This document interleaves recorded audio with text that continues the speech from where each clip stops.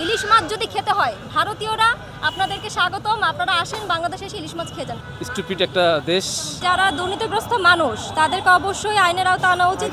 অবশ্যই সেটার হিসাব যথাযথভাবে নেওয়া। আমাদের প্রত্যেকের একটাই প্রত্যাশা, সেটা হচ্ছে দুর্নীতিমুক্ত দেশ। ওই দেশের প্রত্যেকটা নাগরিক তাদের কথা হচ্ছে আমাদের বাংলাদেশ ডুবে যাক। এখান থেকে আমরা মুক্তি চাই, আমরা আর কোনো দুর্নীতি চাই না।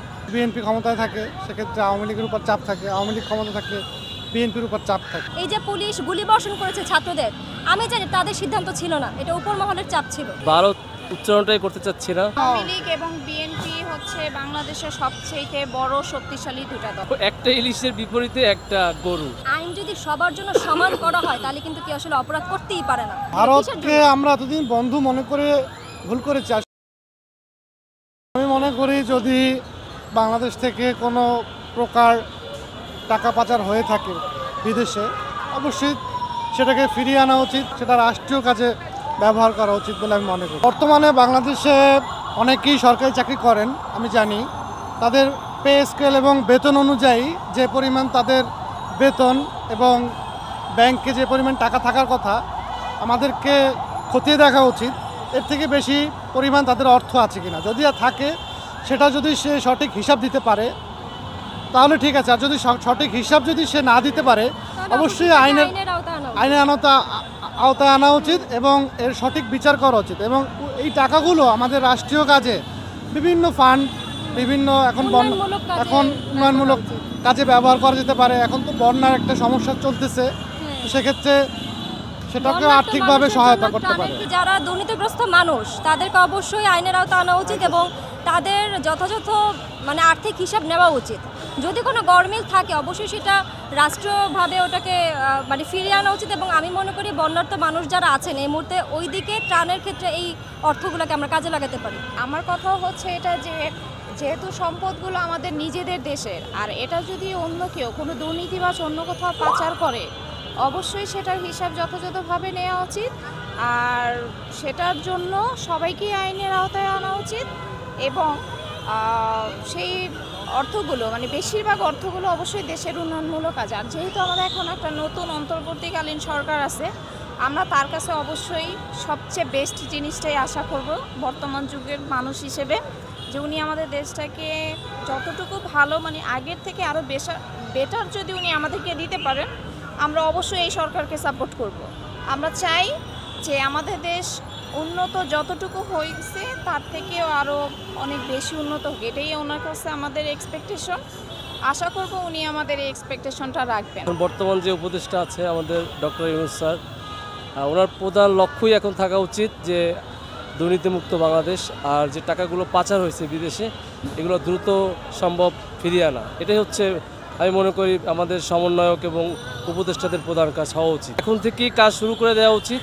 আমাদের যারা উপদেষ্টা আছে, আমি কিছুদিন আগে একটা দেখলাম আমাদের ইউনূস স্যার উনি নাকি বিদেশে কিছু রাষ্ট্রীয় সংস্থার সাথে কথা বলেছে দেশের টাকা ফিরিয়ে আনার জন্য। আমি দেখলাম একটা নিউজ।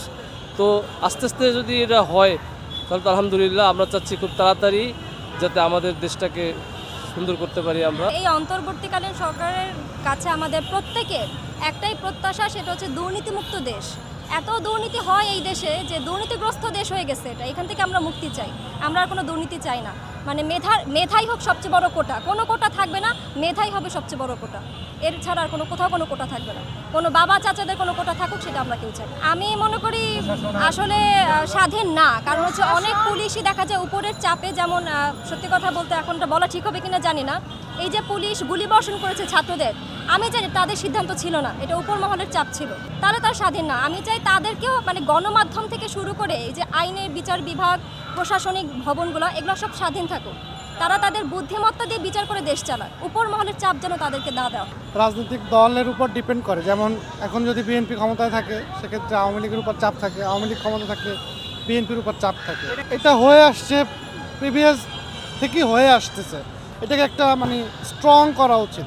আইন সবার জন্যই সমান। আওয়ামী লীগ এবং বিএনপি হচ্ছে বাংলাদেশের সবচেয়ে বড় শক্তিশালী দুটা দল। তো দুটো দলের অধিশাসনেই আমরা ছিলাম, আমরা দুটো দলেরই কাজ দেখছি। আমার মনে হয় যে এখন এই দুটো দল না থেকে একটা তৃতীয়বর্তী কোনো শক্তিশালী দল আসুক, যেটা উনি নিরপেক্ষভাবে এবং উনি যদি নিজেও অপরাধ হয়, কখনো যদি উনি নিজেও অপরাধের তালিকায় থাকে, তাহলে যেন ওনার নিজের বিচারটাও যেন উনি নিজের আদালতে করতে পারে, এরকমভাবেই যেন জনগণকে যেন প্রশ্ন করা উনি এবং ওনার কর্মকর্তা কর্মচারীরা অপরাধী, তাহলে যেন সেটার বিচারটাও উনি নিজের আদালতে নিজেই করতে পারে। আর সত্যি কথা বলতে কি, আইন যদি সবার জন্য সমান করা হয় তাহলে কিন্তু কি আসলে অপরাধ করতেই পারে না। মানে আমি জানি আমি আওয়ামী লীগ করতেছি, আরে দূর, কিসের বিচার কিসের কি না, মানে অপরাধ করলে বিচার হবে, এটা প্রত্যেকটা দলের মনে রাখতে হবে, সেটা যে কোনো মানে এনি দল। বিচার বিভাগ এবং আপনার এই যে প্রশাসন স্বাধীন করলেই অটোমেটিক। হ্যাঁ হ্যাঁ, এটাই। প্রেসিডেন্ট যদি অন্যায় করে সাথে সাথে তার নামে মামলা হবে অবশ্যই। যদি ন্যায় বিচার থাকে সমাজে। ভারত উচ্চারণটাই করতে চাচ্ছি না, ওরা আসলে কি বলবো, এই বিশ্বের একটা স্টুপিড একটা দেশ। ভারতের কিছু কিছু মানুষ আছে, কন্টেন্ট ক্রিয়েটর আছে, ওরা তো আসলে মানে বাংলাদেশ সম্পর্কে যেসব কথা বলছে, মানে এগুলো দেখার পরে আর ওই ভারত শব্দটাই উচ্চারণ করতে চাচ্ছি না। আমরা চাই ভারতের কাছ থেকে কোনো সহযোগিতার আমাদের প্রয়োজন নাই, যদি ওদের সহযোগিতার প্রয়োজন হয় তাহলে আমরা ইনশাল্লাহ করব। আশা করি আমাদের ইউনূস সরকার যে আসতেছে, ডক্টর ইউনূস সাহেব, উনি আশা করি সকল ধরনের স্টেপ নিবে। ভারতের প্রয়োজন নেই আমাদের। ইলিশ মাছ খেতে হলে ভারতীয়রা বাংলাদেশে এসে ইলিশ মাছ খাবে। ইলিশ মাছ যদি খেতে হয়, ভারতীয়রা আপনাদেরকে স্বাগতম, আপনারা আসেন বাংলাদেশে এসে ইলিশ মাছ খেয়ে যান, কোনো সমস্যা নেই, কিন্তু আমরা আর দিব না। আর দেওয়া যাবে না, আমরা আর দিব না। এতদিন তো এতদিন দিয়েছি, খাইতে পারে না, বন্ধু হয়ে বন্ধুর ক্ষতি কিভাবে করে? ফারাক্কাবাদ খুলে দিয়ে এতগুলা কোনো পানি option আমাদের আছে, দেশে option আসলো আছে। কেন? একটা ইলিশের বিপরীতে একটা গরু ওরা যদি দেয় তাহলে আমরা রাজি আছি, আমরা দিব। মাছ দিবেন আপনি? না, কারণ আমরা নিজেরাই তো খেতে পারি না।